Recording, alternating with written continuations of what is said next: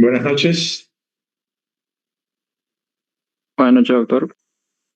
Están viendo y escuchando, ¿no? Sí, doctor. Muy bien. Ya son las 19:45. Empezamos. Habíamos visto en la anterior clase la estenosis aórtica, la fisiopatología, la clínica, los tipos de estenosis. Ahora vamos a ver insuficiencia aórtica.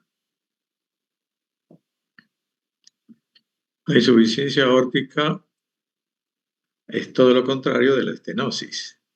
En la estenosis, el orificio valvular de, disminuye la abertura y en la insuficiencia la válvula no cierra bien, o sea, deja escapar, deja pasar, en este caso la sangre, hacia atrás, donde no debería ser. Entonces, ¿qué es la insuficiencia aórtica? Es la incompetencia de las válvulas sigmoideas aórticas, que son incapaces de impedir que la sangre refluya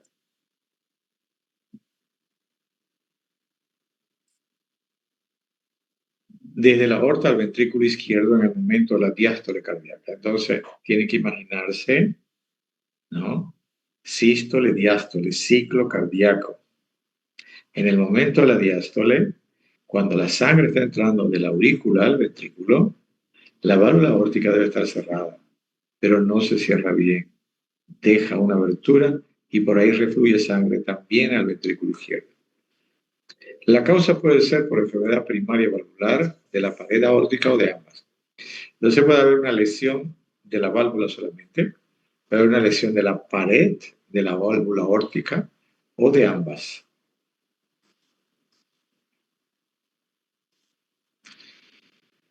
Tipos. Nosotros lo que vemos principalmente es las valvulopatías de origen inflamatorio reumáticas, ¿no?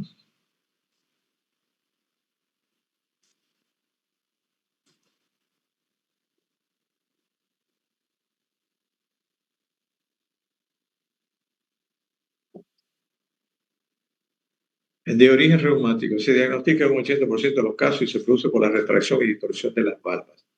Las valvulopatías de origen reumático se producen o se van a observar generalmente en personas jóvenes. ¿Por qué digo esto? Porque actualmente la insuficiencia aórtica se ve más en personas mayores, de acuerdo a la causa que la ocasiona. Se produce por retracción y distorsión de las válvulas, así como la estenosis. Puede presentarse aislada, pero a menudo se acompaña de cierto grado de estenosis. Frecuentemente se combina con valvulopatía reumática mitral. Esto casi lo mismo vimos cuando hablamos de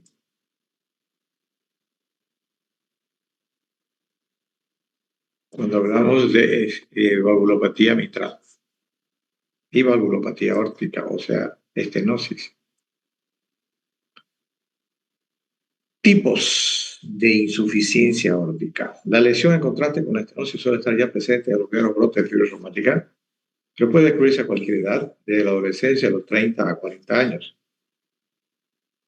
Es más frecuente en el hombre que en la mujer y no suele calcificarse, pero sí predispone a la endocarditis bacteriana. Ya dijimos por qué generalmente la insuficiencia es más precoz que la estenosis. Eso es lo más importante de esta parte.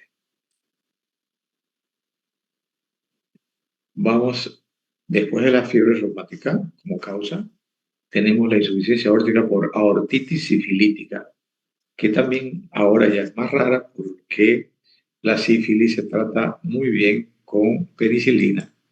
Y son raros los casos que llegan a la etapa donde ya hay lesión de la arteria aórtica y de la válvula. También se le llama enfermedad de Hodgson, la insuficiencia aórtica. Se produce por dilatación del anillo valvular. No es la válvula en sí, la que está más lesionada, si no es el anillo. Pero además el tejido de granulación prolifera entre las inserciones de las válvulas. La inserción son de la pared, ahí también prolifera hay un proceso inflamatorio con granulación. Y estas se engruesan en sus bordes libres y se retraen sobre sí mismas las válvulas ya. O sea que hay dos causas para que haya insuficiencia. Los orificios coronarios pueden ocurrirse por el tejido de granulación o cicatrizal. No se produce calcificación en la aortitis sifilítica. La insuficiencia aórtica congénita solamente si está relacionada con la válvula aórtica bicúspide. Para nosotros es importante, porque nosotros no estudiamos la valvulopatía congénita. La endocarditis bacteriana, otra causa, tercera causa, suele insertarse sobre válvula aórtica bicúspide o con lesión reumática y la insuficiencia valvular depende de su tendencia a la destrucción valvular. Generalmente la endocarditis bacteriana no enferma a las válvulas sanas. Generalmente es sobre válvulas ya lesionadas. Puede producirse válvulas sanas, pero ya son casos donde hay bastante ingreso de bacterias y hay bastante disminución de la capacidad de defensa del organismo. Entonces, en el caso de la endocarditis bacteriana, entonces va a producir lesión sobre válvula lesionada principalmente y ocasiona destrucción del tejido. Otros tipos, la hipertensión arterial prolongada también puede producir insuficiencia aórtica. Generalmente es leve. Y la aterosclerosis puede ocasionar una ligera insuficiencia aórtica. En el primer caso, por dilatación del anillo, en la hipertensión arterial. Y en el segundo caso, por calcificación con distorsión valvular. Cuando hay aterosclerosis, hay esclerosis del tejido, se produce también por calcificación con distorsión, quiere decir la válvula modifica su estructura. En el aneurisma disecante de aorta, a veces se afecta la válvula y hay una insuficiencia aórtica grave. El aneurisma disecante de aorta es la ruptura del endotelio y el ingreso de sangre despegando las paredes de la arteria. Y eso hace de que si sucede esto cerca de la válvula, va a ocasionar insuficiencia. Las enfermedades artríticas del tipo de la artritis reumatoide pueden producir insuficiencia aórtica también por procesos de esclerosis. Fisiopatología. ¿Qué pasa en la insuficiencia aórtica? La insuficiencia aórtica origina una regurgitación diastólica hacia el ventrículo izquierdo. Eso es insuficiencia aórtica. De parte de la sangre lanzada desde la aorta. O sea, en vez de decir lanzada, tendríamos que decir regurgitada. Porque lanzada sería en la sístole. Y en la diástole, parte de la sangre se vuelve por la elasticidad de los vasos grandes y choca con la válvula y la válvula se cierra. Pero en este caso hay regurgitación y la válvula no cierra bien y entra al ventrículo parte de esa sangre. De ahí que en el ventrículo izquierdo se suma, aumenta la cantidad de sangre porque la insuficiencia aórtica aporta también sangre que no debería volver. La sangre normal que llega de la aurícula al ventrículo en la diástole, más la sangre que vuelve la regurgitación por la aorta, se juntan en el ventrículo y provocan, por supuesto, una sobrecarga de volumen. La regurgitación es máxima al principio de la diástole. porque el gradiente de presión entre la aorta y el ventrículo izquierdo es mayor. No se entiende bien ahí.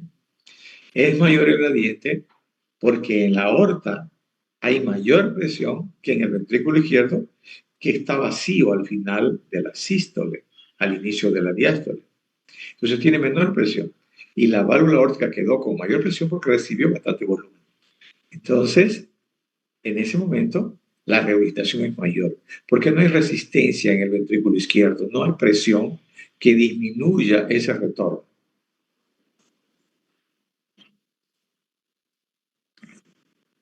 En los casos leves, la rehabilitación es mínima.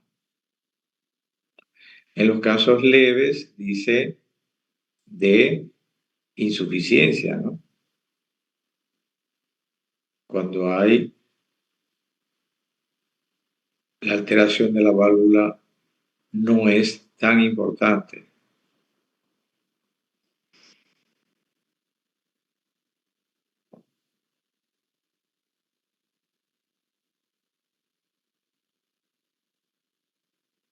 Entonces, en los moderados o graves, a pesar de la rehabilitación hacia el ventrículo izquierdo y algo de aumento de la presión diastólica ventricular, el volumen de sangre que circula hacia la periferia se mantiene normal. Sabemos que lo más importante dentro de la función del corazón, en este caso el ventrículo izquierdo, es mantener un volumen minuto normal para satisfacer las necesidades del organismo.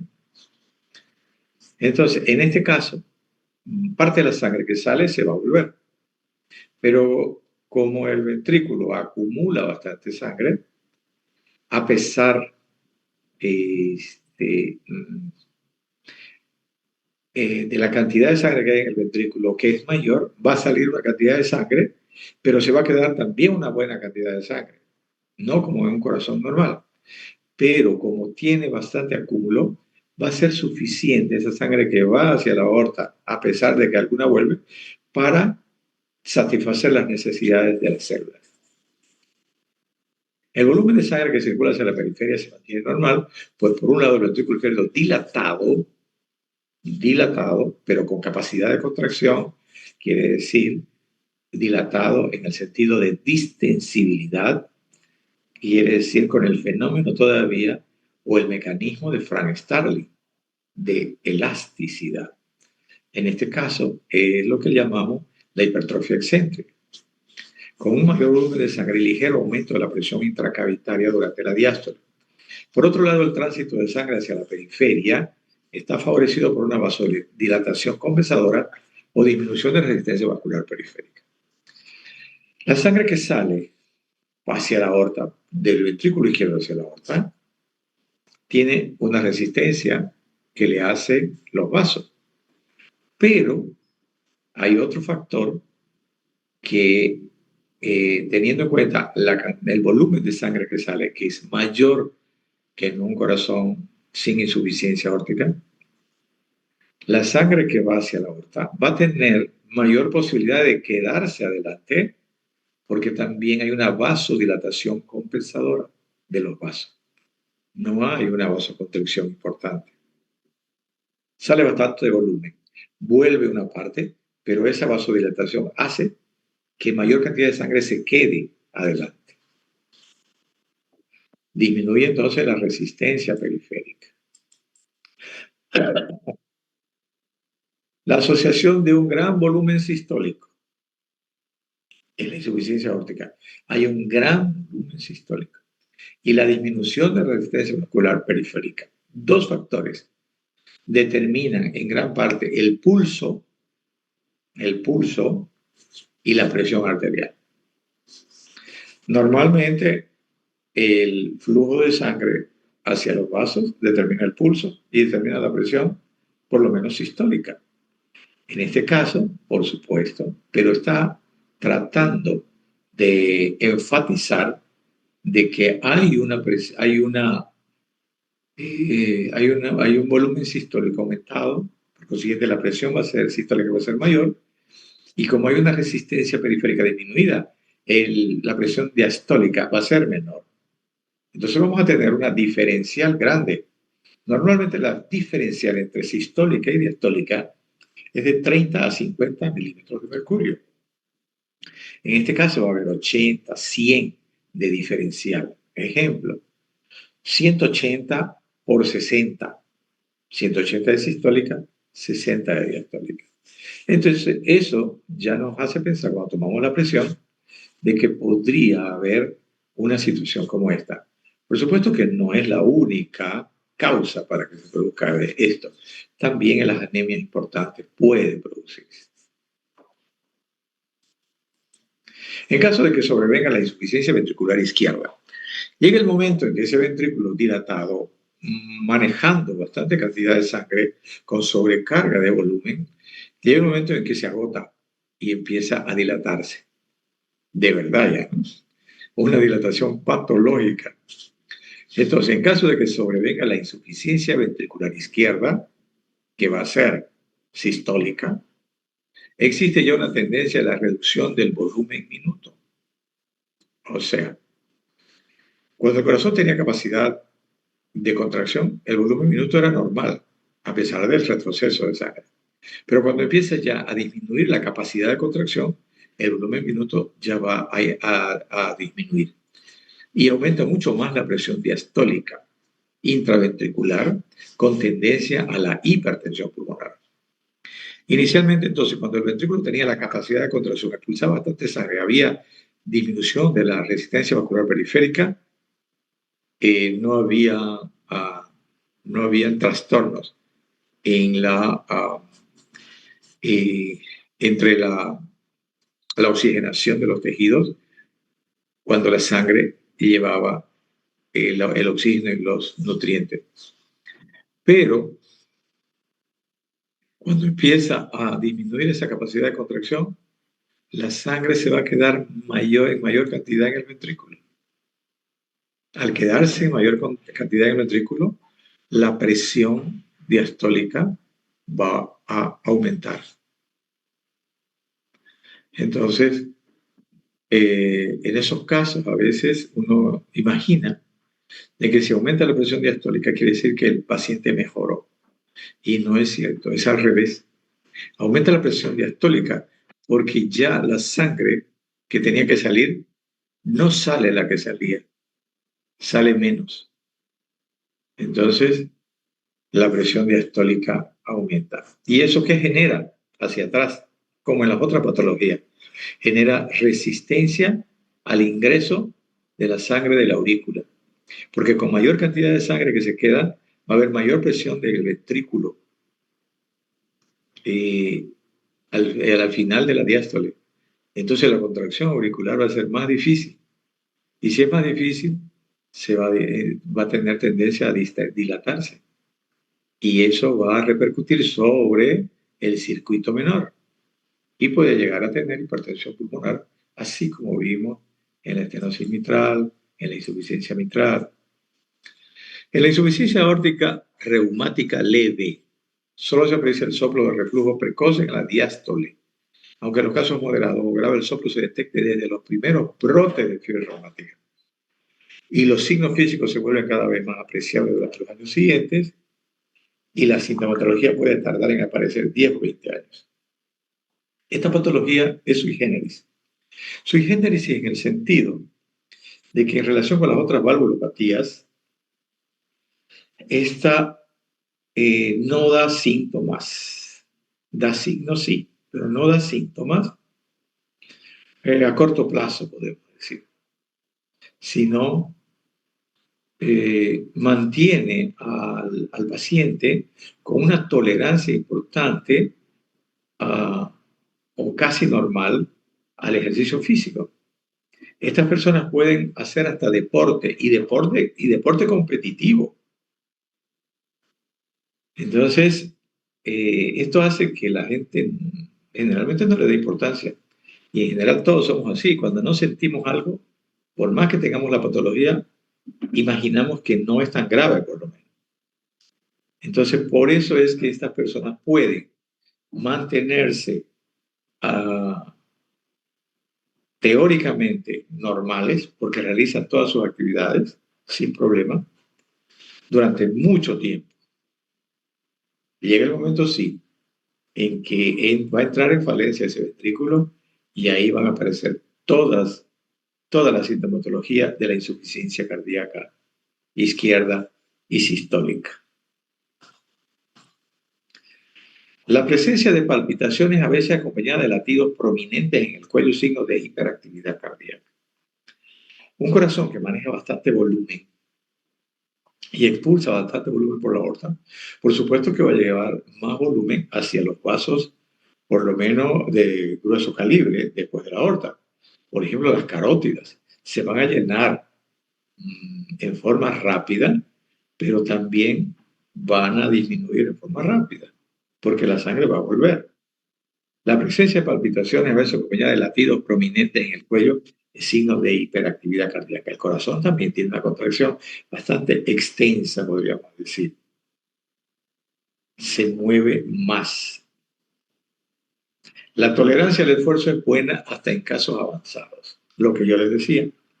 Ello se debe en parte en los grandes esfuerzos a que la taquicardia, al disminuir el tiempo de diástole, reduce también el tiempo de regurgitación de la sangre de la aorta hacia el ventrículo izquierdo. Ejemplo, un paciente con insuficiencia aórtica moderada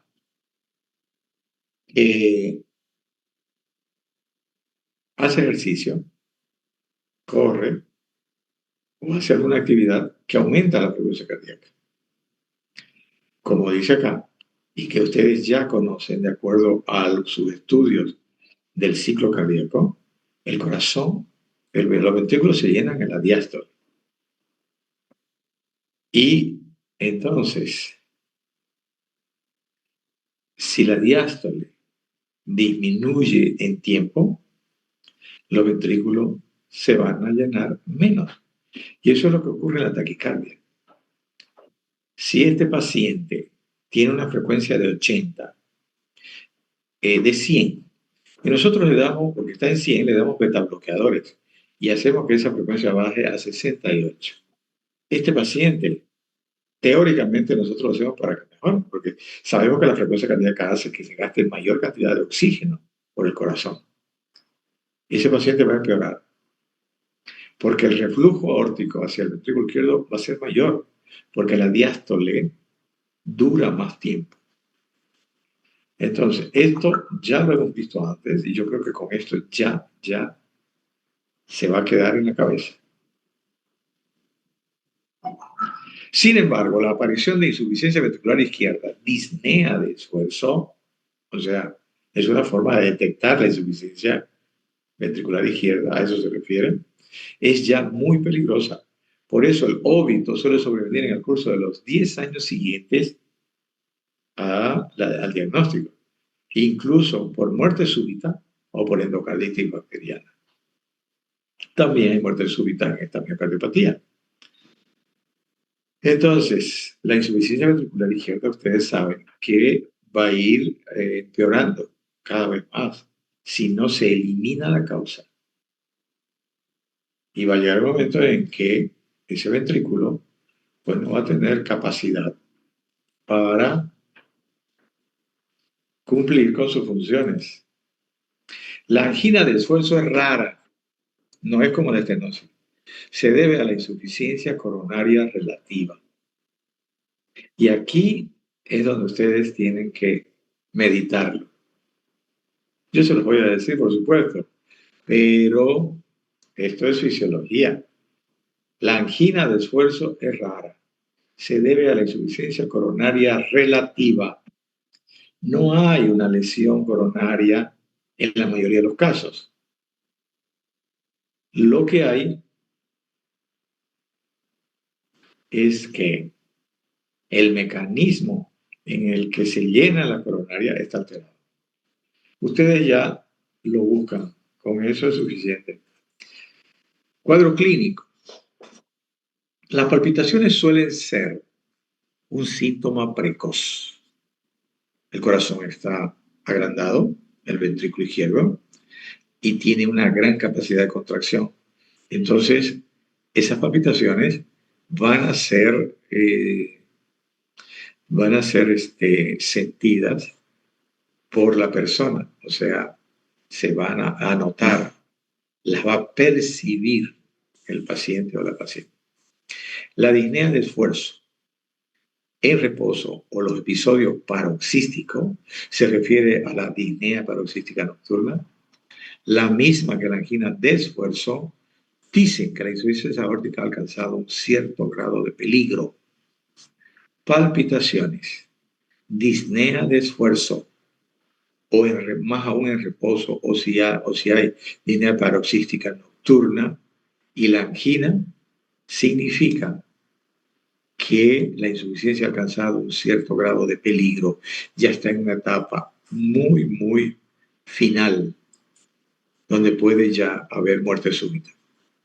Las crisis de sudoración, sofocación, cuando hay insuficiencia cardíaca se producen, taquicardia e hipertensión paroxística, a veces asociada a angina de pecho, y que aparecen en la fase disneica e insuficiencia cardíaca, avisan la posibilidad de muerte inminente. Las crisis de sudoración, sofocación son características de la insuficiencia cardíaca grave. En un enfermo aórtico, ante el comienzo de aparición repentinos e inexplicables de los síntomas mencionados, se debería descartar endocarditis bacteriana.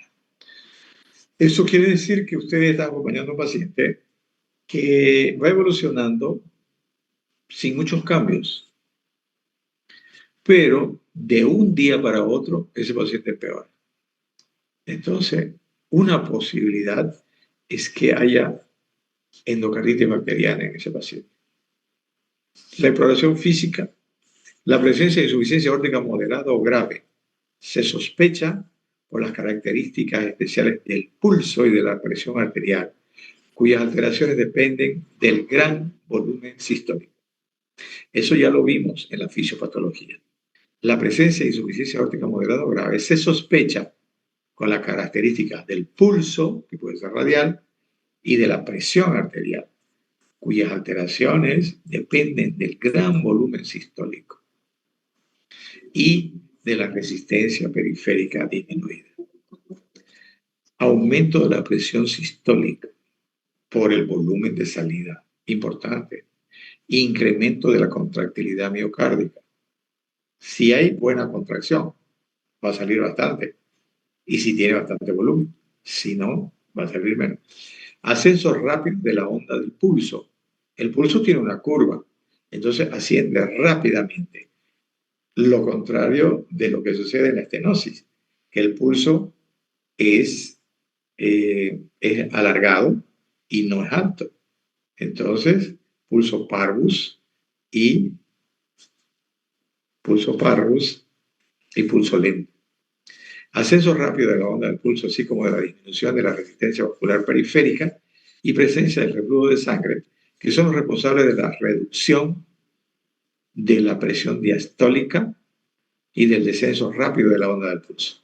Entonces el pulso sube y baja inmediatamente. En cambio, la estenosis es un pulso parvus y tardus, demora más. Acá sube y baja rápido. El pulso, aparte de regular, se caracteriza por ser magnus, lleno. Entonces ustedes lo tocan, les hace, o sea, le levanta el dedo. Voluminoso, saltón, rápido y colapsante, descenso rápido y profundo.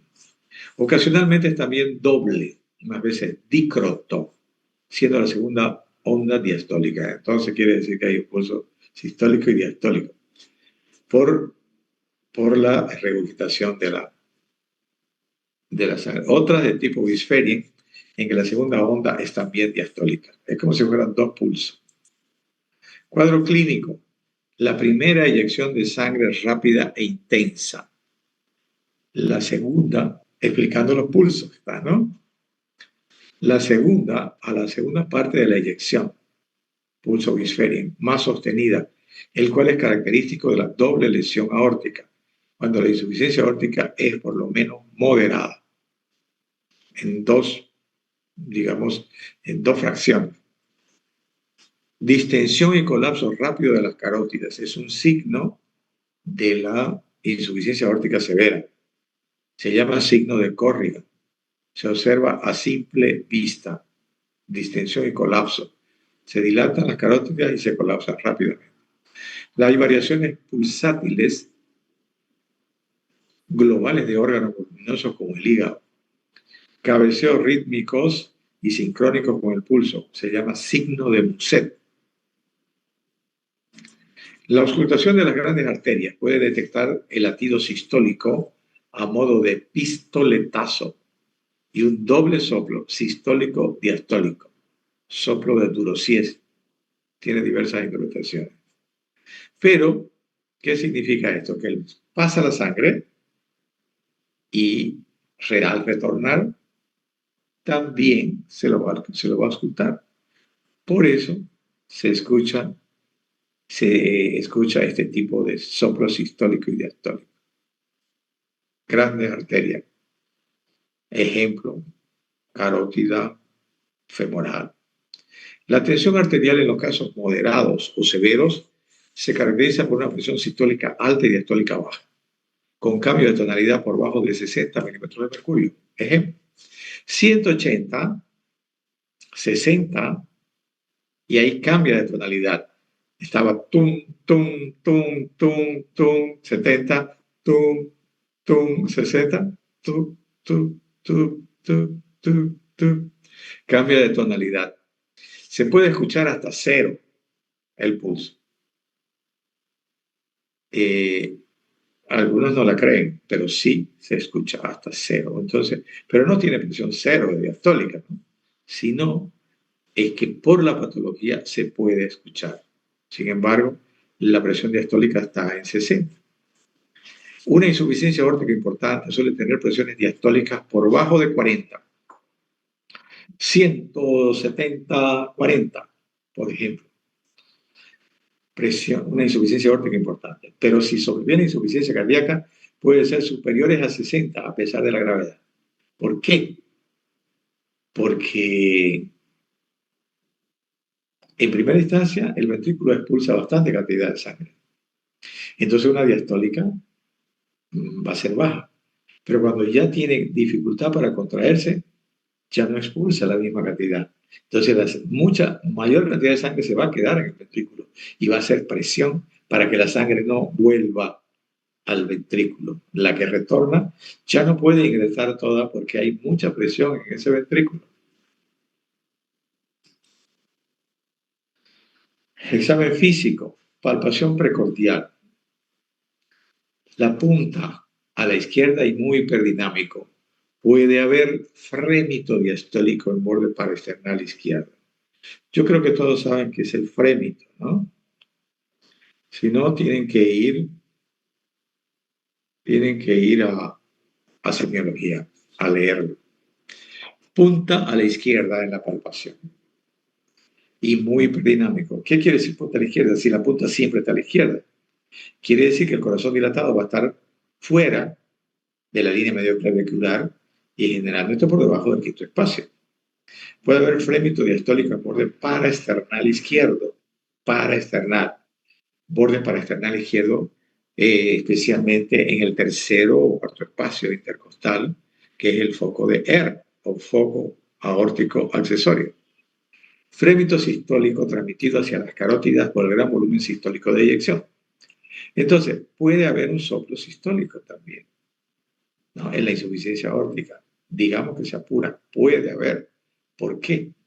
Por la gran cantidad de sangre que quiere salir por esa válvula.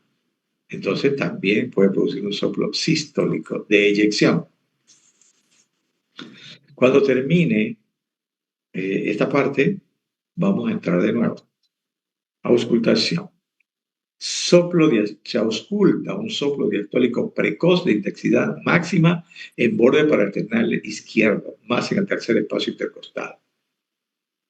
Foco de R, foco aórtico accesorio, donde sentimos el frémito a la palpación. Es menos intenso en el área aórtica, la insuficiencia. A veces es muy débil, escuchándose mejor con pacientes sentados. Es la forma de auscultar lesiones de la válvula aórtica. Paciente sentado, inclinado hacia adelante y en expiración máxima con el estetoscopio de membrana, porque es un soplo de alta frecuencia. Eso también es importante al auscultar. No es nomás usar el estetoscopio, digamos, como, o sea, igual en todos los casos. Mientras más intenso y largo el soplo, más probabilidades que la insuficiencia aórtica se agrave.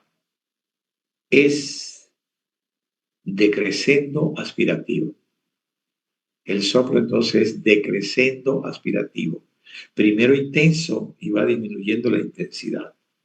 A menudo el soplo diastólico se acompaña del soplo sistólico por el gran volumen y velocidad de la sangre, lo que dijimos antes, sin haber estenosis. El tercer ruido es muy frecuente. Y ya ustedes saben por qué.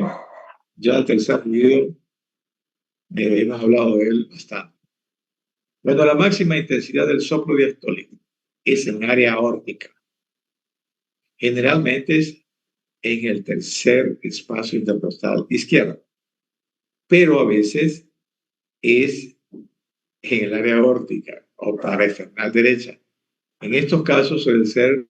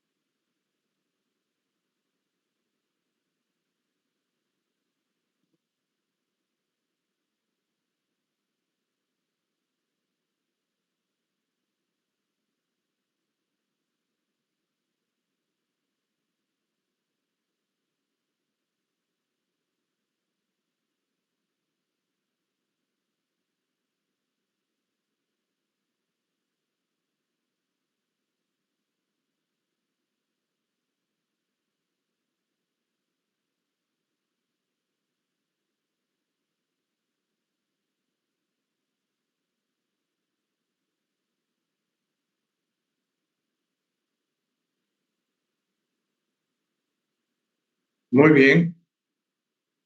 ¿Están viendo la pantalla? Sí, doctor. Sí, doctor. Sí, doctor. Seguimos entonces. Cuando la máxima intensidad del soplo diastólico es en el área aórtico paraesternal derecha, suele ser indicio de gran dilatación o aneurisma de la raíz de aorta. Esas dos situaciones pueden ser o están relacionadas cuando el soplo es mayor en área aórtica. El soplo diastólico de insuficiencia pulmonar, esto es aparte, estamos hablando ya de la válvula pulmonar, pero está relacionado en el aspecto de la semiología. El soplo diastólico de insuficiencia pulmonar, que acompaña sobre todo a la hipertensión pulmonar, se denomina soplo de Graham-Still, soplo de Graham-Still, soplo diastólico de insuficiencia pulmonar, especialmente cuando se debe a estenosis mitral. Quiere decir que es cuando más hay hipertensión pulmonar, más rápido y es más intensa. ¿Por qué habla de este soplo? Habla porque podemos confundirlo. Cuando uno no está seguro de que tiene que escuchar el soplo aórtico en el foco aórtico o alrededor, y el soplo pulmonar es muy intenso, podría confundirse con el soplo de Graham-Still. Radiología, exámenes complementarios. Cuando la rehabilitación aórtica es moderada o grave, existe una dilatación del ventrículo izquierdo, excepto en las formas agudas, raíz aórtica dilatada, y pueden haber signos de insuficiencia cardíaca congestiva en campo pulmonar. Entonces, en los rayos X, que ya todos saben interpretar, cuando hay insuficiencia aórtica, vamos a encontrar un corazón grande, dilatación del ventrículo izquierdo, excepto en las formas agudas, que no le da tiempo de dilatarse, de no ser que sea una miocarditis. La raíz aórtica va a estar dilatada por el gran volumen de sangre que sale. Y pueden haber signos de insuficiencia cardíaca congestiva cuando ya hay, por supuesto, una insuficiencia importante para que haya congestión, para que los pulmones tengan mayor presión, pero que todavía están permeables para que permitan el paso del líquido del intravascular, de los capilares, hacia los alveolos.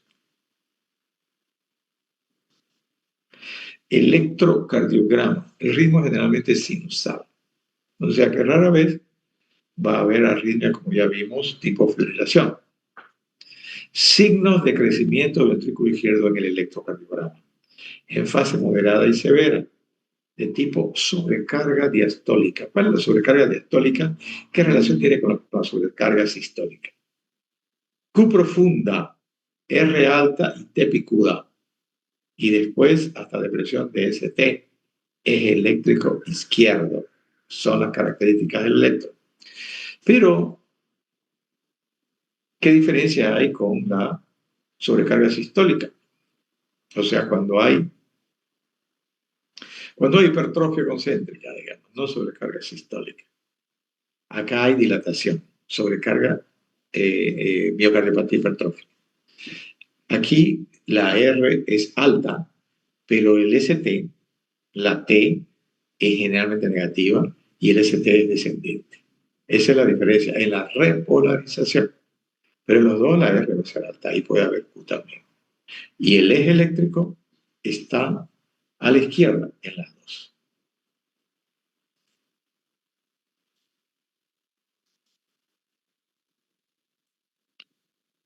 El ecocardiograma, los signos ecocardiográficos son indirectos, no es cierto. Eso era mejor dicho, eso es con el ecocardiograma modo M.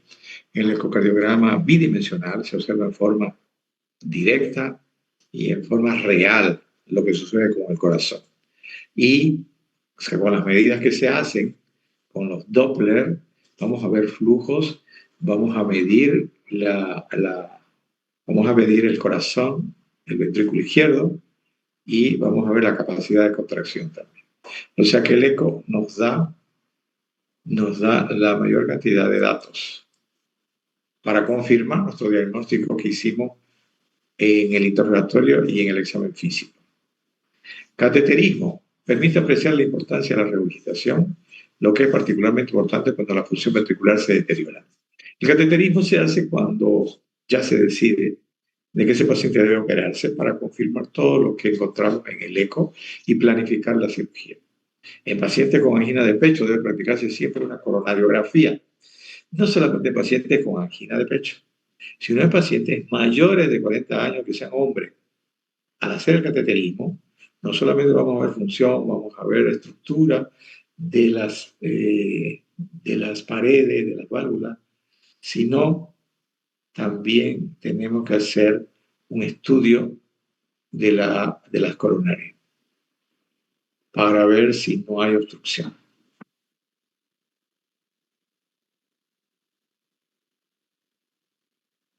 Tratamiento. Dijimos que en la estenosis aórtica era muy poco lo que se podía hacer. Hablamos de que podíamos dar digoxina en primera instancia, luego iba a llegar el momento en que la digoxina igual no iba a poder hacer porque la lesión, la causa no se puede modificar. Dijimos también que podíamos usar diuréticos, aspirina, pero nada más. En cambio, en la insuficiencia aórtica sí podemos actuar mejor. ¿Qué vamos a hacer? ¿Cuál es el objetivo que tenemos que tener en la insuficiencia aórtica? En cualquier estado, leve, moderada o severa, en cualquiera de los estados, tenemos que actuar. ¿Y qué es lo que debemos pretender? Disminuir el reflujo. Disminuir el reflujo. ¿Cómo disminuimos el reflujo? Disminuyendo más todavía la resistencia periférica con vasodilatadores. Entonces, al disminuir la resistencia periférica, va a haber menor regurgitación al ventrículo izquierdo. Solo en la insuficiencia aórtica grave, usar vasodilatadores arteriales. Esto es lo que dice el libro de medicina interna, consultado. Pero no es cierto. Para mí no es cierto. ¿Por qué no vamos a usar en la insuficiencia aórtica leve o moderada para que no progrese? Por supuesto. Pero aquí está hablando de que, bueno, cuando ya el problema es grave, cuando ya se nota hay sintomatología. Pero debe usarse en cualquier momento. No hay obstáculo, creo yo, no va a empeorar el paciente. Porque al disminuir las resistencias vasculares, la poscarga reduce el grado de regurgitación de sangre al ventrículo izquierdo en la diástole. Aquí sí también no es cierto. La nifedipina o el nifedipino en IECA diuréticos y digital son indicados. No es cierto. Nifedipino no es de primera línea. Apártenlo. Digital no es adecuado. Ya les digo por qué. Sí los IECA, sí los ARA2. Esos dos. Los antagonistas del calcio, como la nifedipina, si no hay más. Si no hay esos otros. ¿Y por qué no beta bloqueadores? ¿Y por qué no digital? Dijimos que si disminuimos mucho la frecuencia cardíaca, el paciente puede empeorar, especialmente si ya está en la etapa severa de insuficiencia. Entonces, tenemos que tener mucho cuidado. En todos los pacientes con insuficiencia cardíaca, en la inmensa mayoría, disminuir la frecuencia es positivo, porque disminuye el gasto de oxígeno, disminuye el esfuerzo del corazón. Pero en este caso, no. En este caso, si disminuimos mucho la frecuencia, empeoramos al paciente. Entonces, si el paciente tiene 110 de frecuencia cardíaca, sí vamos a disminuir algo. Llevémoslo a 80 o 90, pero no a 60, 74, 72. Y digital, ¿cuándo digital? Cuando hablamos de insuficiencia cardíaca, dijimos, digital usamos en la insuficiencia cardíaca sistólica con tendencia a la hipotensión. En este caso lo podemos usar cuando hay insuficiencia cardíaca para mejorar la fuerza de contracción, pero teniendo el cuidado que no disminuya mucho la frecuencia, porque también lo esperamos. Luego de esto, usamos diuréticos, usamos Si no hay otro tipo de arritmia, usamos aspirina. Y claro, ahora en toda insuficiencia cardíaca podemos usar los SGLT2 como dapagliflozina principalmente y el sacubitril valsartán como vasodilatador mejor que los IECA y los ARA2. Aunque el sacubitril valsartán es un ARA2, pero es una combinación. El tratamiento quirúrgico se indica cuando en controles sucesivos, esto es un parámetro nomás, ¿no? Controles sucesivos, la fracción de eyección baje a menos del 50%. Con el ecocardiograma se puede hacer controles sucesivos de la fracción de eyección. Cuando baje a menos del 50% y aumente el volumen telediastólico del ventrículo izquierdo, está indicada la cirugía valvular. Se implanta una prótesis valvular en posición aórtica, generalmente metálica, que lo va a tener al paciente para toda la vida tomando anticoagulante, mientras no haya otros tipos de prótesis que no produzcan mayor coagulabilidad de la sangre. Muy bien, ¿cómo hacemos diagnóstico entonces de la insuficiencia aórtica, la valvulopatía? Generalmente las valvulopatías dijimos que se manifiestan o podemos detectarla por los signos, no tanto por los síntomas inicialmente. Peor la insuficiencia aórtica, peor en el sentido de que va a demorar más en dar síntomas. Entonces, si esperamos eso, vamos a tener ya un paciente muy deteriorado o un corazón muy deteriorado. Así que lo que tenemos que hacer es saber ocultar para hacer un buen diagnóstico y así poder ayudar al paciente, tratarlo mejor e indicar lo mejor. ¿Alguna pregunta? La pena debe ser proporcional al delito. ¿Qué protege realmente? Doctor, buenas noches. Buenas noches. Sí, tengo una pregunta, por cierto.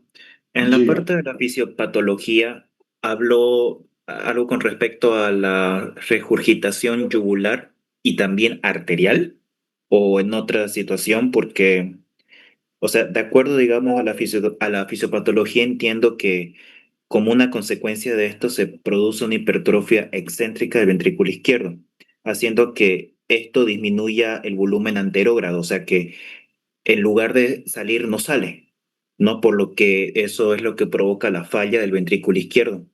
Pero en este apartado es cuando ya me perdí porque no entendí cómo, o sea, cómo juega aquí la ingurgitación yugular o de la carótida. En esa parte me perdí.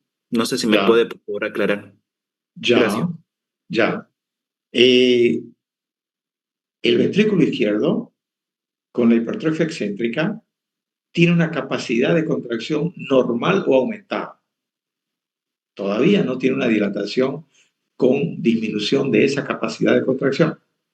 Se le llama hipertrofia excéntrica, pero es un ventrículo que tiene la capacidad de contracción, pero está dilatado. Pero es una dilatación como si fuera solamente un elástico que se distendió, nada más. Entonces, al salir el volumen por la aorta y salir en gran cantidad, va a hacer que las carótidas reciban, al igual que la aorta, mayor cantidad de sangre que la que normalmente reciben. O sea, se van a llenar de sangre, pero como la presión diastólica es baja y el corazón no cierra la válvula aórtica, inmediatamente van a disminuir. Por eso se dice que se ingurgitan. No es la ingurgitación yugular de la insuficiencia cardíaca sistólica, que es casi permanente. En este caso es solamente en la sístole y luego vuelven a lo normal. Claro, porque si fuera ingurgitación yugular o algo, tendría que ver algo como la hipertensión pulmonar, porque comentó algo con la hipertensión pulmonar. ¿cierto? No. Si fuera como la Como una ingurgitación, consecuencia final, perdón, ya, la ingurgitación yugular es otra cosa. Eso es venoso. Y venoso. eso es cuando hay insuficiencia cardíaca derecha. Y eso puede ser por un problema pulmonar crónico o por un Ya, problema pulmonar iniciado en el ventrículo izquierdo. Pero esto es venoso, en este caso es arterial, son carótidas, no bien, son yugulares. ya. Gracias, doctor. Muy bien. Doctor, yo ¿Alguna tengo otra? una pregunta. Sí. Si la resistencia vascular periférica suele estar disminuida en la insuficiencia aórtica, ¿por qué se dice que la poscarga real del ventrículo izquierdo está aumentado? La poscarga. Eh, la poscarga.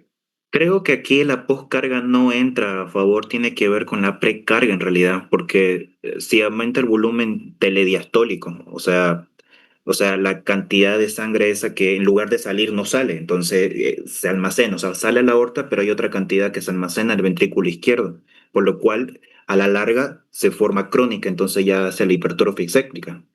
Creo que ahí el concepto de postcarga creo que no entra, creo. No, la poscarga no está aumentada. Porque ¿qué es la poscarga? La poscarga tiene varios factores, pero se lo abrevia solamente con la resistencia periférica. Y si hablamos de la resistencia periférica, está disminuida. Solamente que el volumen es mayor en la sístole, pero en la diástole está disminuida. Y en la diástole, ¿qué es la diástole en realidad? Es vasoconstricción. Son los vasos que manejan la diástole, porque la sístole, el volumen sistólico, lo maneja el ventrículo izquierdo. Entonces, desde el punto de vista de la definición, la poscarga estaría disminuida, porque es diástole, porque hay vasodilatación. Entonces, lo que sucede es solamente aumento del volumen sistólico. Por eso es alta la presión. Pero la, la poscarga está disminuida. Postcarga disminuida. ¿Sí? Ok. Doctor, yo ¿Sí? tengo otra consulta. Giga, giga.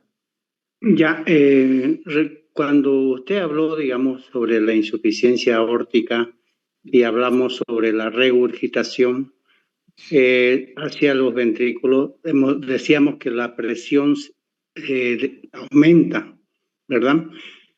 La pregunta mía es, qué pasaría si, aparte de tener la insuficiencia aórtica, tendríamos la otra válvula mitral también con un problema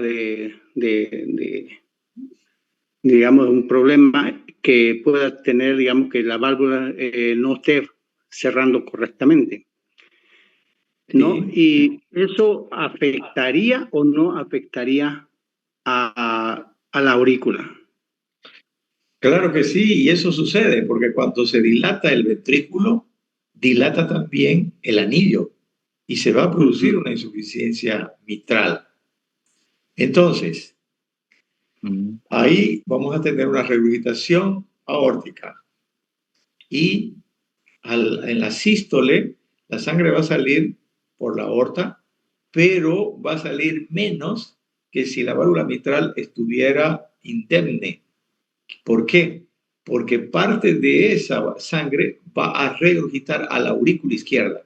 O sea, va a estar comprometida la aurícula izquierda en forma directa ya por la insuficiencia mitral. Porque hacia el circuito menor la presión es menor. Entonces, para el ventrículo izquierdo puede ser mejor en el sentido de que va a tener va a ser menor esfuerzo. Menor presión. Ujú. Menor Menor esfuerzo va a presión. ser, ¿no? Porque hacia adelante va a empujar la sangre, pero como se va a ir para atrás, entonces no va a ser tanto el estrés del ventrículo para empujar la sangre solo hacia adelante. Entonces ahí va a haber un compromiso de la aorta, del ventrículo izquierdo y de la aurícula izquierda. Eso. Aurícula Ya. izquierda. Gracias, doctor. De nada. O sea que el problema no es solo retrógrado, sino también anterógrado. El problema anterógrado en la circulación es el aspecto de que se produce una disminución de la resistencia vascular periférica para tratar de compensar y de retener la sangre. Y también el retorno anormal de sangre en la diástole. Ese es el problema anterógrado del ventrículo izquierdo, porque se parte del ventrículo izquierdo hacia adelante o del ventrículo izquierdo hacia atrás. Es el factor fundamental del corazón y de la contracción y de la bomba. Entonces, ¿qué pasa del ventrículo izquierdo hacia adelante? ¿Qué pasa del ventrículo hacia atrás? Gracias, doctor. Doctor, Bueno, yo también tengo algunas dudas. Llega. En este caso, la hipertensión, hipertrofia que es excéntrica, todavía mantienen los mecanismos de Frank Starling, pero solo en este caso, ¿verdad? El mecanismo de Frank Starling está permanentemente, todo el tiempo, es normal el mecanismo de Frank Starling, pero aquí digamos, se va a magnificar, lo va a utilizar más, ¿no? Va a estar en su máxima expresión, hasta que ya las fibras se cansen, digamos así, y se relajen y ya no tengan la capacidad de distensibilidad, ¿ya? Entonces, el corazón se va a quedar ya dilatado, pero dilatado ya en forma definitiva. Ya no va a tener esa expansión, ¿ya? De contracción, relajación, contracción, relajación, contracción, relajación. Ok. Y otra pregunta, ¿no? El Sí. tema de las coronarias que no se llenan parcialmente, o no me acuerdo el término que usaba, pero es porque como se eh, perfunden en la diástole, quiere decir que como aquí hay una hipertrofia excéntrica, es por un problema de que tal vez esta hipertrofia excéntrica comprime estas arterias, o más bien es por un tema de la regurgitación como tal. Usted le tiene que leer fisiología, ¿no? De ciclo cardíaco. Lea cómo se irrigan las coronarias y ahí se va a dar cuenta, Ok. ¿ya? Y todos también, ¿no? No solamente la señorita. Bueno, son las 8:45, ¿no? Vamos a ver un poquito de cardiopatía isquémica.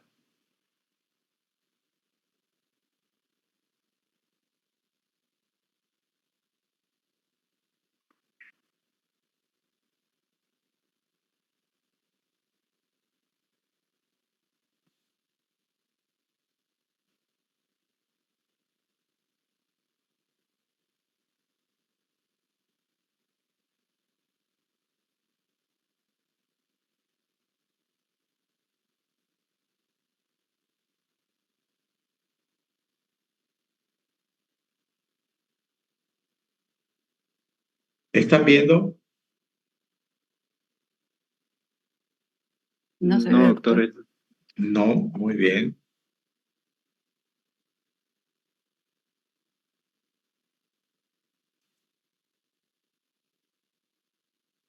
Aura, Ahora sí. Sí. muy bien.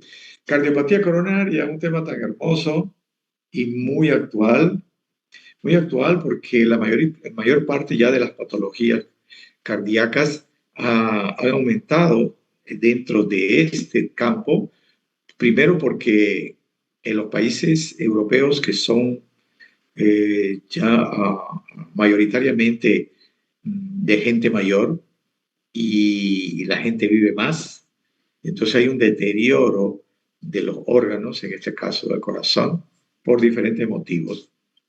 Acá todavía no tenemos tanto, pero sí ya existe. Además, los cambios de la vida,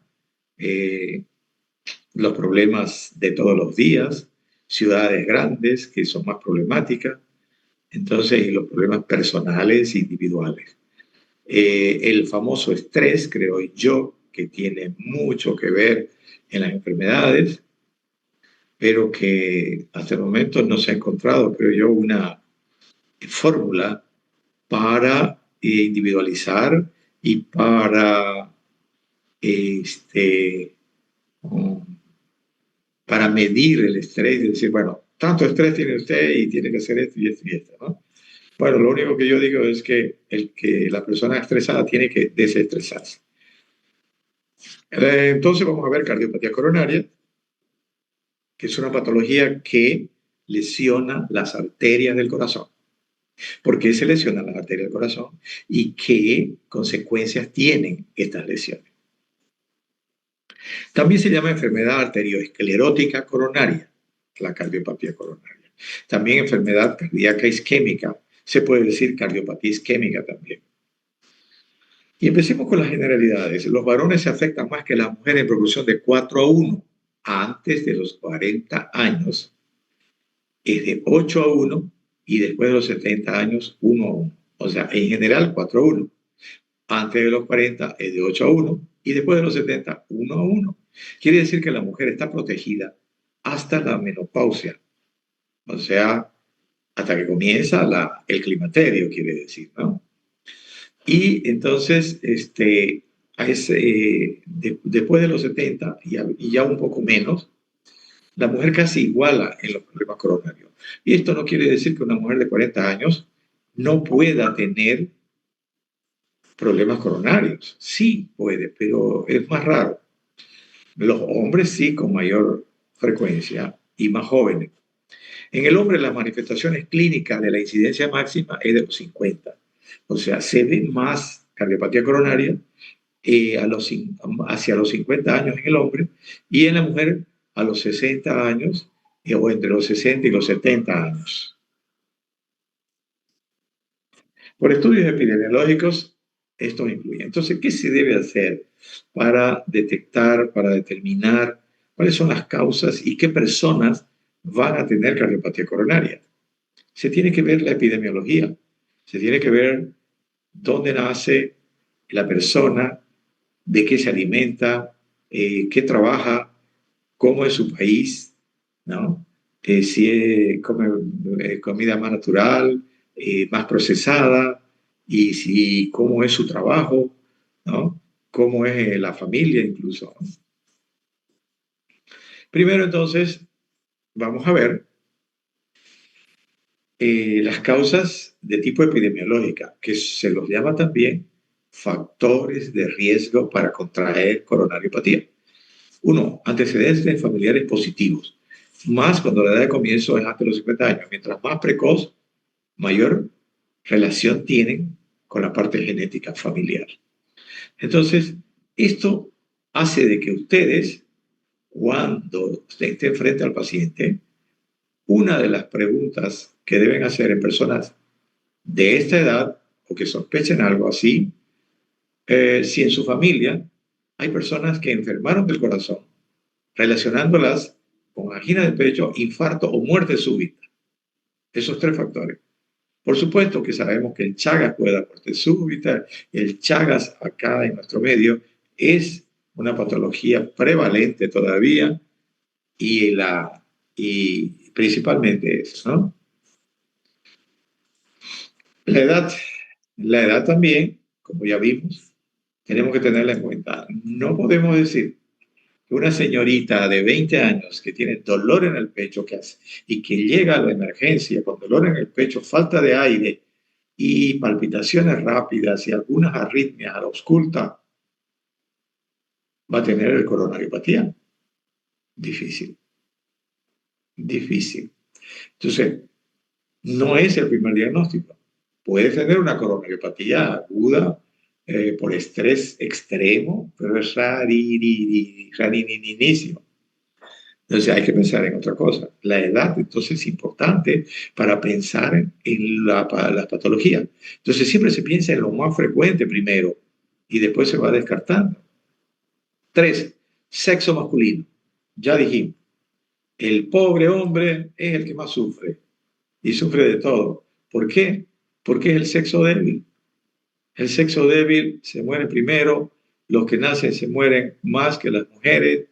Entonces, eso es lo que le sucede, ¿no? al sexo masculino. Anormalidades de los lípidos sanguíneos en general, las grasas, la hipertensión arterial muy frecuente, como ya hemos visto, es un factor para que se produzca cardiopatía coronaria. La inactividad física. Ahora tenemos que pagar para ir a los gimnasios y tener horas especiales, porque primero no hacemos ejercicio natural, ya no caminamos lo suficiente. Entonces, y el que no puede ir al gimnasio no hace actividad física. Así que la actividad física es importantísima para todo. Luego, tabaquismo con cigarrillos. Las personas que fuman tienen un factor importante para padecer de problemas coronarios. Diabetes mellitus es una enfermedad también muy frecuente y que junto con la hipertensión son dos enfermedades que van a contribuir a que la persona se enferme del sistema cardiovascular, en este caso de las coronarias o de los pequeños vasos a nivel cerebral o riñón. 9. Concentraciones elevadas de homocisteína en sangre e hipoestrogenismo en la mujer. No es algo que se haya comprobado todavía, está como hipótesis. Luego tenemos infección crónica, que es una teoría también, ¿no? De que las patologías en general son por infecciones o por problemas virales. Hasta el cáncer se dice que tiene relación con los virus. La hipertrigliceridemia, que es son grasas que no son tan fundamentales en el proceso de arteriosclerosis, es más el colesterol. Luego podemos decir que el riesgo aumenta progresivamente. Con todos estos factores va aumentando la posibilidad de tener cardiopatía coronaria con el tiempo. Es importante la relación colesterol HDL-LDL en relación al mayor o menor riesgo. Quiere decir, el LDL no debe ser lo más bajo posible o debe ser menos de 100. En cambio, el HDL, mientras más alto, mejor. El colesterol bueno, colesterol malo. La concentración elevada de homocisteína y de marcadores no específicos de inflamación, como la proteína de reacción cruzada, el fibrinógeno y la ferritina, se correlaciona con enfermedad coronaria. Son marcadores, pero genéricos. No son marcadores específicos. Son como la PCR, por ejemplo, de la fiebre reumática. Pero se los puede utilizar. Fisiopatología. El metabolismo anormal de los lípidos o la ingestión excesiva de colesterol y grasa saturada, especialmente cuando se superpone una predisposición genética, inicia el proceso arteriosclerótico. Este es factor fundamental. 1, genética. 2, grasas en la sangre, especialmente colesterol. Esos son los dos factores fundamentales para que se inicie una patología arteriosclerótica y produzca trastornos coronarios isquémicos. El paso inicial en este proceso de deterioro por arteriosclerosis es lo que se denomina la estría grasa, que es la acumulación subendotelial, por debajo del endotelio, de lípidos inicialmente, colesterol, por ejemplo. Se acumulan los lípidos porque hay tanto lípido en el organismo que el organismo los guarda ahí, debajo del endotelio, pero le está haciendo mucho daño. Estos lípidos producen un proceso inflamatorio. Entonces, cuando ese proceso inflamatorio es reconocido por el organismo, corren los monocitos o macrófagos y tratan de controlar el problema y hasta se fagocitan algunos. Pero, ¿qué es lo que hacen? Empeorar la situación, porque ahí se va a volver mucho más grande esa placa, que ya le vamos a llamar placa, de estría grasa pasa a placa. Las lipoproteínas de baja densidad, que son el LDL, son el principal lípido heterogénico, como ya dijimos. Los de alta densidad, como los de HDL, son protectores y tal vez ayuden a la movilización de LDL. Bueno, nos vamos a quedar aquí. Si hay alguna otra pregunta, porque ya falta 1 minuto con 45 segundos. No sé si le han entendido al tema, ojalá, ¿no? Porque eso va a ayudarles a responder mejor y para su formación de aquí para adelante. Sí, doctor, por cierto, no logré anotarlo. Dijo que la fisiopatología de la cardiopatía isquémica tenía que ver con el mal metabolismo o metabolismo anormal de lípidos. ¿Qué Sí. causaba el lípido? No recuerdo qué fue lo que dijo, por favor, Los ¿puede repetir? lípidos, especialmente el colesterol, producen las, eh, las placas arterioscleróticas y eso va a obstruir los vasos, que ya vamos a ver. ¿Ya? Ah, Y ya. comienzan como Gracias. la estría grasa. ¿Alguna Doctor, otra cosa? doctor, si las mujeres están protegidas gracias a su estrógeno, ¿el riesgo vascular llegaría a ser igual una vez pasan de la menopausia que el hombre? Sí, Porque el hombre va formando de 10 a 15 años, por ejemplo, esa placa. Pero si la sí. mujer llega a la menopausia, ¿lo va a formar en cuánto tiempo esas placas por ese cambio drástico? Todo depende, todo depende de los factores de riesgo. Ustedes saben que la vida para la mujer cambió, ya no es la de antes.